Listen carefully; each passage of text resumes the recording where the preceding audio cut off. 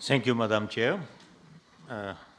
Mr. Chair, honorable members, ladies and gentlemen, I wouldn't say it's a kind of coming home, but it's a privilege to return to this chamber for a third time as a Commissioner designate. And I remember my first hearing as if it would be like yesterday. It gave a start to a very fruitful cooperation with the European Parliament based on trust and mutual respect. And if I'm confirmed, I would be very much looking forward to continuing in the same spirit of cooperation with the Parliament, but especially with the three committees present here. This time, I'm standing for the position of Commissioner for Budget and Administration.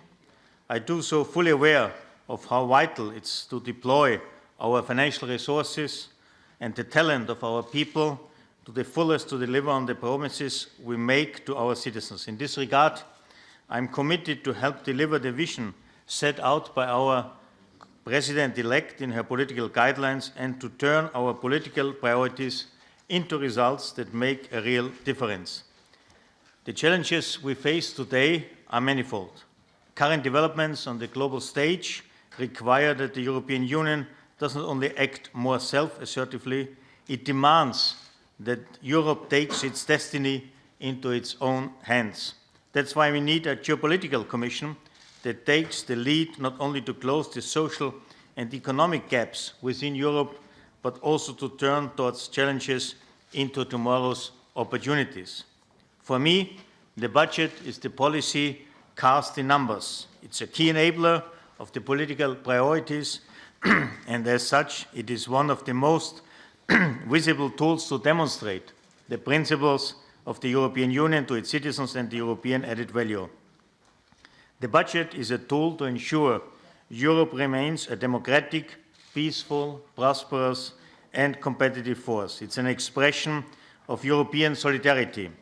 It intervenes only when it is more effective to spend money at the EU level rather than within member states. As such, it's anchored in the subsidiary principle and it is aiming at delivering European value added.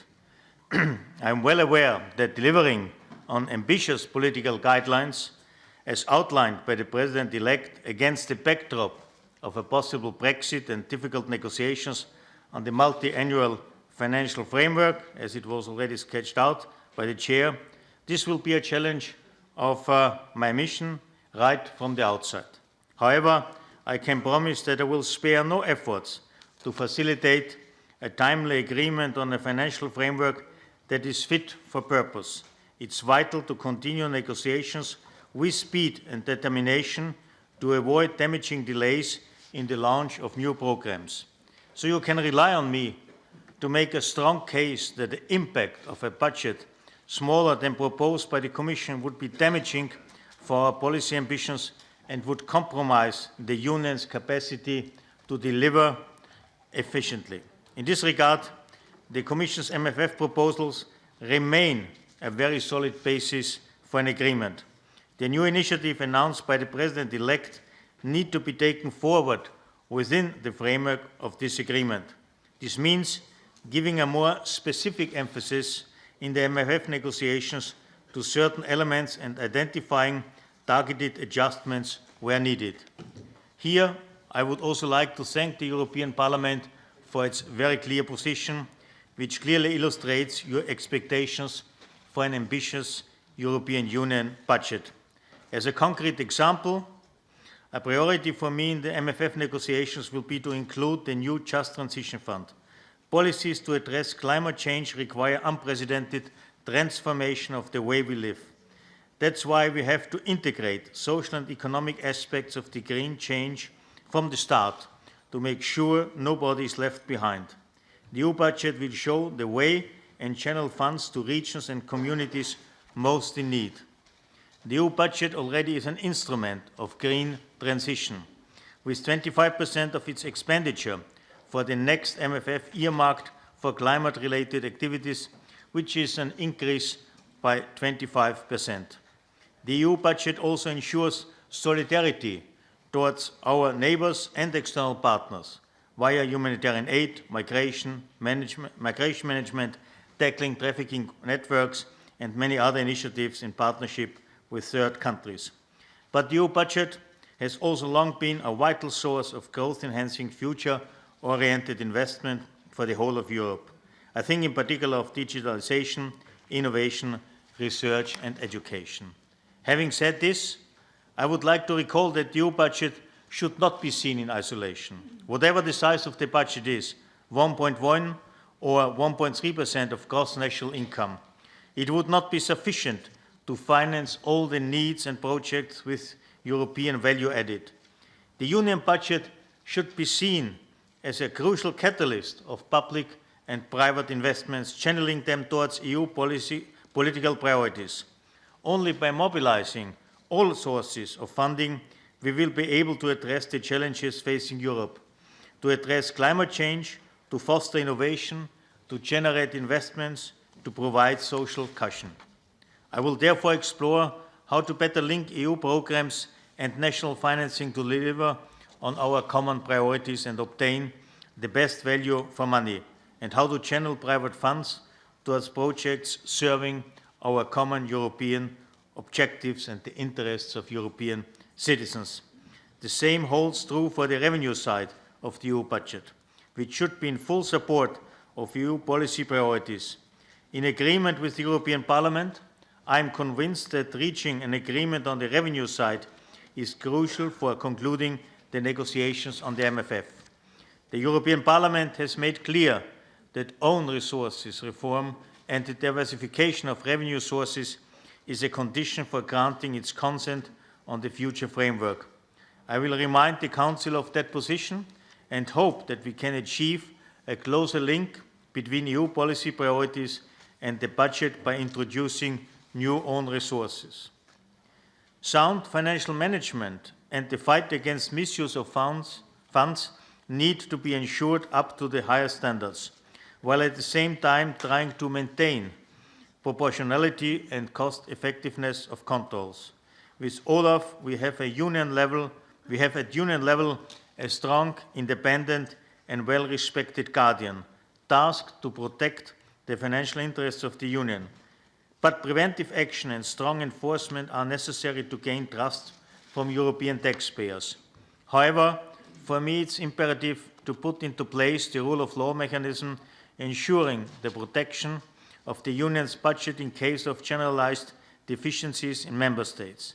Strengthening the link between EU funding and the respect for the rule of law should not be considered as a sanction mechanism. It's foremost a tool to protect the Union budget and ensure sound financial management. I welcome the support given by the European Parliament to this proposal. Regarding conflicts of interest, I will make it my priority to oversee the broad and coordinated action the Commission is taking and take it forward. In 2018, the financial regulation has introduced reinforced rules. I will dedicate necessary resources to the coordination of the Commission services actions as regards conflict of interest issues and cases, as well as to the setting up of a closer relationship with Member States to tackle potential issues at an early stage. As Commissioner, I would be responsible for the management of the revenue side of the budget, including Member States' own resources contribution. The Commission has zero tolerance for infringement in this field, namely for what concerns own resources, and strictly pursues any irregularities. I am committed to continue this policy and to keep the Commission's impeccable track record. To be successful in my mission, mutual trust and constructive dialogue with you is key. I am committed to having this dialogue with the committees, the groups and individual members in a spirit of openness and trust. I will do my utmost to provide open, honest and impartial facilitation between the two arms of the budgetary authority. Therefore, interaction and exchanges are important, and you can count on me to honour my obligations, and I think I have proven in the past 10 years to do this in practice. I am committed to improve the link between spending programme performance and budgetary planning implementation and reporting. I also agree that any such budgetary framework should be clearly policy-driven and allow a true readjustment of programs in line with political priorities on the basis of performance, information and its assessment. And while Member States continue to be responsible for shared management, I will also work towards ensuring a more comprehensive overview of expenditure and key data. The Commission proposal for a common provisional regulation for post-2020 also reinforces the requirements for transparency and communication. We have taken note of your recommendations to improve and streamline the Commission's reporting. I will make specific efforts to address this with regard to the annual activity reports of each Director General, the programme statements accompanying the draft budget, and the annual management and performance report. The Commission staff will be at the forefront of the delivery of the President-elect's priorities for the next 5 years if the Union is to lead the transition to a healthy planet and a new digital world while upgrading our social market economy and asserting its global leadership.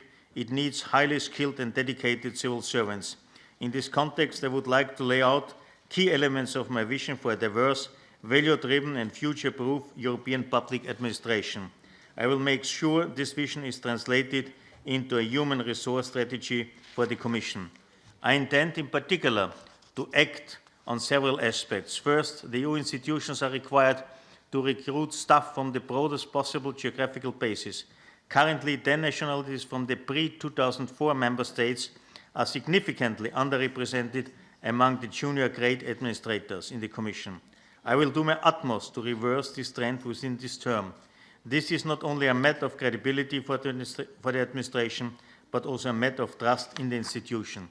Second, a point that has probably not come out strong enough in my written reply, and I regret this, I am committed to deliver on gender equality as set out by the President-elect's commitment.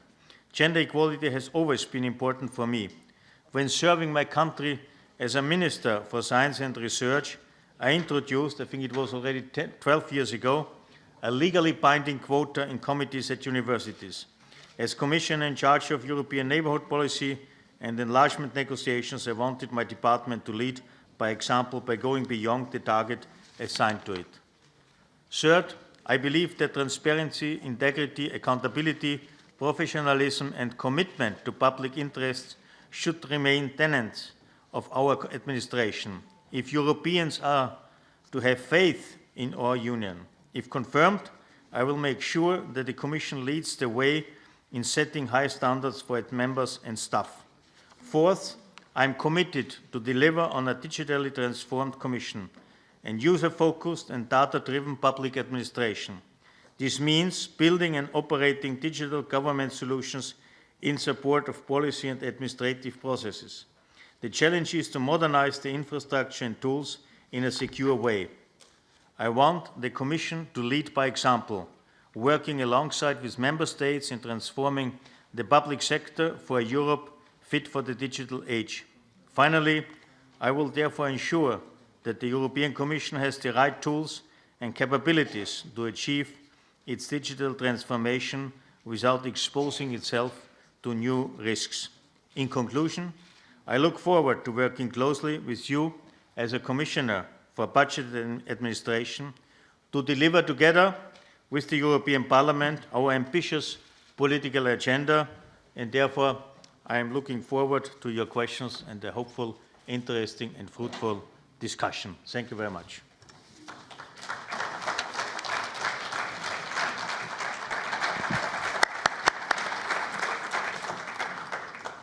Thank you very much.